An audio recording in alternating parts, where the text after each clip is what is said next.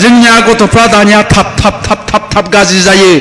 class 8 आवनो जौ फाग्ला जायो क्लास 9 आवनो देनद्राय जाग्रा जायो गांजा सोबग्रा जायो हिन्जाव फाग्ला जायो बाइक फाग्ला जायो खारना मा जाहोना मा जाहोना रावबो नङा बिमा बिफायानो बिनि जाहोना जोङो गोदो उन्दै समाव जोंनि समाव सान हाबनायनि आगोल आगोल फरायनाय टाइमाव जुदि जों मोनहैया जोंनि बिखुङा बेरलाबखायोमोन नंगौना जोंनि बिखुङा बेरलाबखायो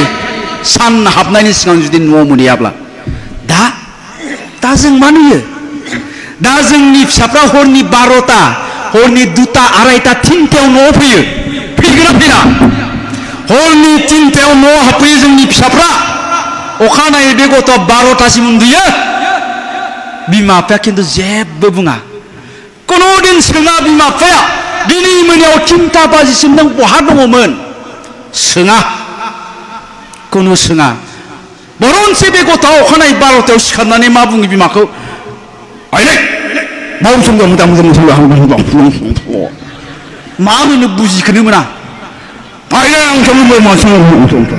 होनदों फाग्ला न'आव थाव गैयालै बाइकआव फैसा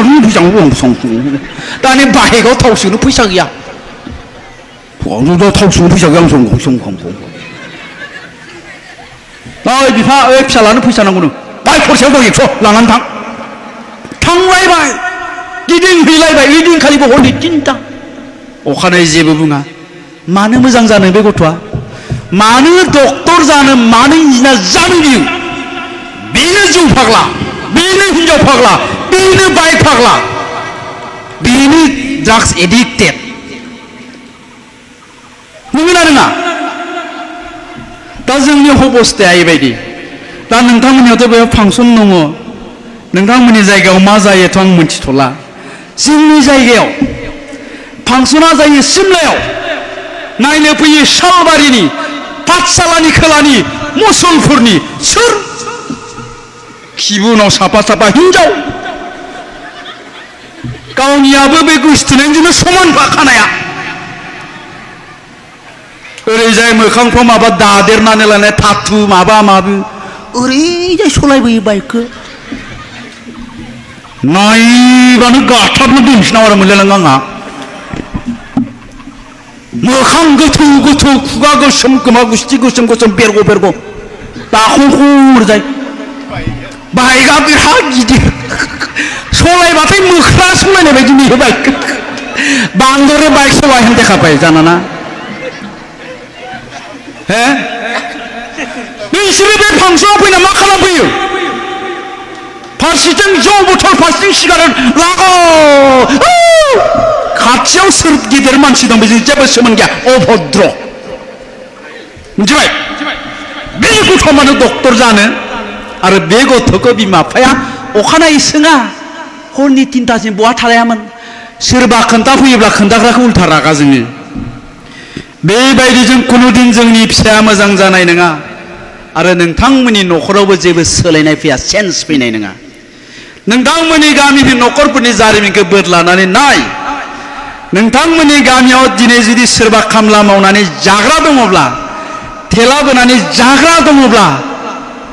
बिनि न'खरा थांनाय 100 बोसोरनिफ्रायनो थेला बोखाबाय थादों खामलाबो मावखाबाय थादों बिनि बिफाया थेला बोग्रा बिबुआ थेला बोग्रा बिबुनि बिफायाबो थेला बोग्रा आरो दिनैबो थेला बोग्रा आरो बिनि फिसाया नै बिसोरो गाबोनबो थेला बोग्रा जानो थांबाय दङ होनबा जोंनि न'खराव माया सोलायनाय लाबोगोन सोलोंथाइया एजुकेशना आरो जोंनि फिसानो जों जेब्ला मोजां गियान होनो हागोन मोजां आखल होनो हागोन दा बेखायनो दिनैनि दिनाव जों बिमा बिफाया जुदि सांग्रां जायाब्ला बिमा बिफाया जुदि गावबा गावनि गथ'खौ मोजां जोथोन लायाब्ला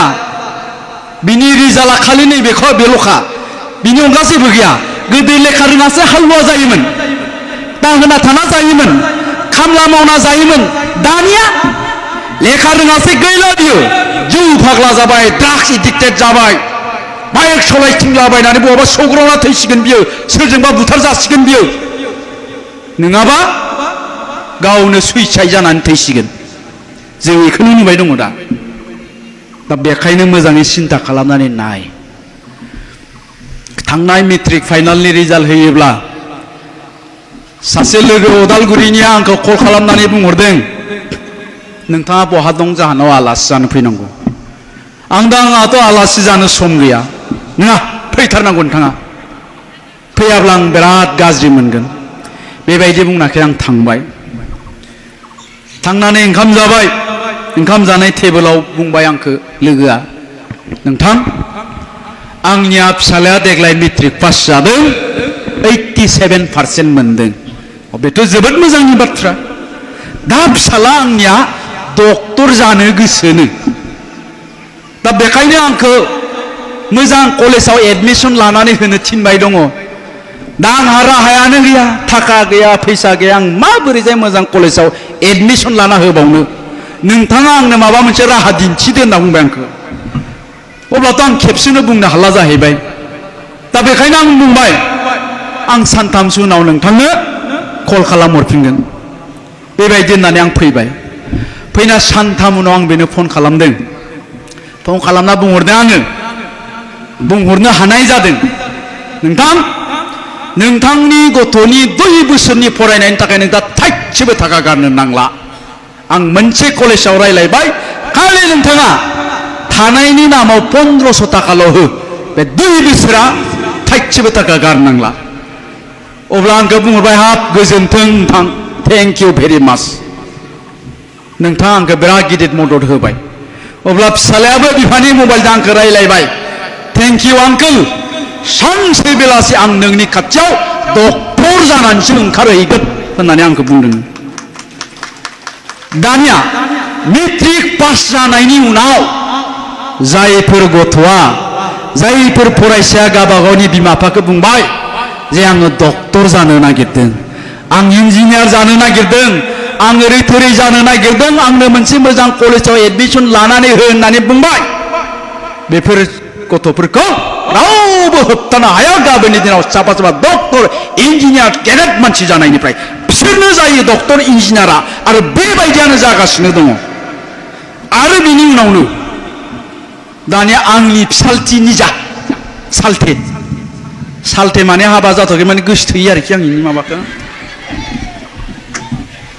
आंनि गोसोथोनायनि बिब'नि हौवा बिनियाबो 74% मोननानै मेट्रिक पास जादों दाना सालथेया फन हरबाय आंनाव सालथे ओइ मा खालामलै नोंसालायानो मा खालामदो नोंसो मोनसिगोन माबा 50,000नि मबाइल नांगौनो बायना हरदोलै नोंथाङा आं मोनथिला जाबाय 50,000नि मबाइल आंनि फिसालानो आं मबाइल बायना होआखै मेट्रिक पास जानायाव फिसाला दं दे आंहा नानिमोन क'क्राझाराव थायो बै मोनथिनायफ्रा मालाय आंखौ खोनाफा माफा ओइ फिलाबियावसो दोनो आरो ओइ फिलाबियावसो जाना आं आरो जुनायो गियो आंखौ आंनि फिसालानो आङो मबाइल बायना होआखै मेट्रिक पास जानायाव नोंनि फिसालानो आं मानो बायना होनोलै जाया बियो आंजों बिनि सोलाय आमुक कलेजाव एडमिसन ला गासै खरसखौ आं होगोन जोंनियाव एक्सेलेन्ट एकाडेमि होननाय दं सिमलायाव बेयाव ला एडमिसनखौ थाइसेबो फैसा होनो नाङा आं होजोबगोन नांदों साननि उनाव खबर लाबाय आङो एडमिसनखौ लादोंना लायाखै मानो लायाखै हायार सेकेन्डारियाव फरायगोननो आं बुंदोंआखै जे हायार सेकेन्डारियाव फरायोब्ला लेखा रोङा आं बेखौ बुंनो नागिराखै दाना खोथाया जाबाय मा हायार सेकेन्डारिनिख्रुइ बै प्राइभेट कलेजा न'नि खाथिसिनाव नांजाबनाय न'जों कारना मा हायार सेकेन्डारियाव फरायनो नागिरनाया बेयाव मानो फरायनो नागिराखै कारना जाहैबाय मा बे प्राइभेट कलेजाव फरायोब्ला क्लासाव रेगुलार एटेन्ड जानांगोन डिसिप्लिन मेनटेन खालामनांगोन फरायनाया बारा जागोन कारण एग्जामानि एग्जाम जाबाय थायो क्लास एग्जाम जायो इउनिट एग्जाम जायो दा ओंखायनो बियो एडमिसन लाया गतिके अखानायै थांबाय आङो सानथाम उनाव आङो थांबाथाय आंनियाव थारमाने गारियावनो इसिं गोलाव थुंग्रि थाखायलै दाबो दंखायो गारियाव ओंखायनो जानला मेनला एदावखा नांगौ लामाफ्राव लाखिना गारि बे थुंग्रिखौबो लांफाखादों आङो लांफानानै सिथ्लायाव थुंग्रिखौ दिहुननानै ओरैजाय होलिनाथाय सियाराव जना ओइ ओंखारबो दंना गैया नोंलाय ओंखारबो ओंखारबोआ आङो हमना लायनांगौना नों ओंखारबोगोन होनबाथाय दसे उनावहाय माबाला आयं क्लासबो जाथ'वाखै नालाय ओंखायनो आङो मानो लाथ'वाखैलै आयं समनियासो लानो नागिरदों क्लासबो जाथ'वाखैलै आयं जाबाय मोजांबासो मोजां नङाबा गोदना जगोन बे आं बेनि उनाव एडमिसनखौ लाबाय दाना खोथाया मा जाय गथ'आ मेट्रिक पास जानायनि उनावहाय बिमा बिफाखौ बुंबाय जे आंनो मबाइल नांगौ 50,000नि 1 लाखनि आंनो बाइक नांगौ 2 लाख 3 लाख 2.5 लाखनि जाय गथ'आ बेबायदि बुंबाय दाखालि मेट्रिक पास जानायाव ओइ दिनखालिनिफ्रायनो बे गथ'नि लाइफआ धंस जाखाबाय 90%निया खारन जों बेखौनो नुबाय दं नंगौना नङा मेट्रिक पास जानायनि उनावनो बिबाय बियो आंनो 50,000नि मबाइल नांगौ 3 लाखनि बाइक नांगौ ओइ दिनखालि जोब्बाय बे फिनिश दा बेखायनो साबधान बे बाइक बे मबाइला जोंनि इयुन जोलैखौ जोंनि फिसाफोरखौ धंस खालामगासिनो दङ दाना बाइक दाम गोसानि मबाइल दाम गोसानि बिनायनि दायनिगिरिया खिन्थु बे नानि मोननायाव थायो एसे सिख्लाफोरनियाव तारमाने बिसोरो मा होननानै सानो बाइक दाम गोसा मबाइल दाम गोसानि लाबासो सिख्लाफ्रा गोसोथोयोलै साननायफ्रा बेबायदि नंगौना दा ओंखायनो बिसोरनो दाम गोसानि बाइक दाम गोसानि मबाइल नागिरो आरोखि बेखौनो गोसोआव लाखियो जारौमोन सनाफोर नों जायखौ दा गोसोथोदों बाइक दाम गोसा मबाइल दाम गोसा लाग्राया बे जौबो लोङो बे लेखा फराया मिथिबाय आरो बेजों हाबा जानांगौबा नोंनि लाइफआ धंस जाबाय मिथिबाय बेखायनो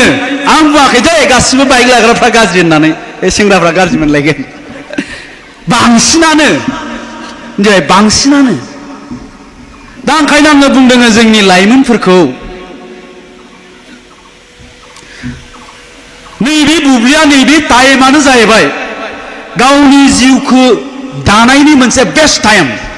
गावनि जिउनि लामाखौ दानानै सोरजिना लानायनि साबसिन समय बेनिफ्राय आरो साबसिन सम गैला बे बारग'लाङोब्लाथाय ओजोंहाय गैलिया दा बेखायनो बे समखौ आद्रि दा खालाम बेबायदि बैसोआव नंगौ खालि रंजा बाजा आला दिङा ओरै ओरै देखायनोखौल' लुबैयो दा खोथाया जाबाय मा रंजाबाय था बाजाबाय था बिफायानो बाइक होदों बिफायानो मबाइल होदों थाखा फैसा गिदिंबाय था गिदिंबाय था गिदिंबाय था गोसोथोनाया इखौ लाज्रांलाय इखौ गारलाय इखौ लाज्राय इखौ गिदिंबाय गिदिंबाय था गिदिंबाय था गिदिंबाय था 28 बोसोर जाबाय 30 बोसोर जाबाय हाबा खालामबाय नङाबा सोरजोंबा हरफा जाबाय अखानायैनिफ्रायनो सेस दा जों इखौनो नुबाय दङ नोंगोना नङा देनाय दा बेखायनो नोङो खस्थ' खालाम 25 बोसोरसिम 25 बोसोरसिम खस्थ' खालाम आरोबाव 50 बोसोर आलो गोजोनै जा गारि मटर न' बां थाखा फैसा जेनिबो आंखाल गैया 25 बोसोर रंजा बाजा मोसा थाबाय था गिदिंबाय था जाबाय था लोंबाय था 50 बोसोरा गाबबाय था ना न' दं ना गारि मटर दं ना थाखा फैसा दं नोंगोना नङा देनाय बेखौ बैसोरसो फिल खालामनो हायो जोंसो फिल खालामनो हायो नोंसोर दा जेबो फिल खालामनो हानाय नङा हमदांनो हानाय नङा नोंसोरना खालि सिगाङाव जा नुदों बैखौ मोजां नुदों आंनो बेखौ नांगौ नांगौ नांगौ नांगौ नांगौ आखल गैयाबाबो उनाव आखल फोरोंनो हागोन साननायफ्रा बेबायदि आरो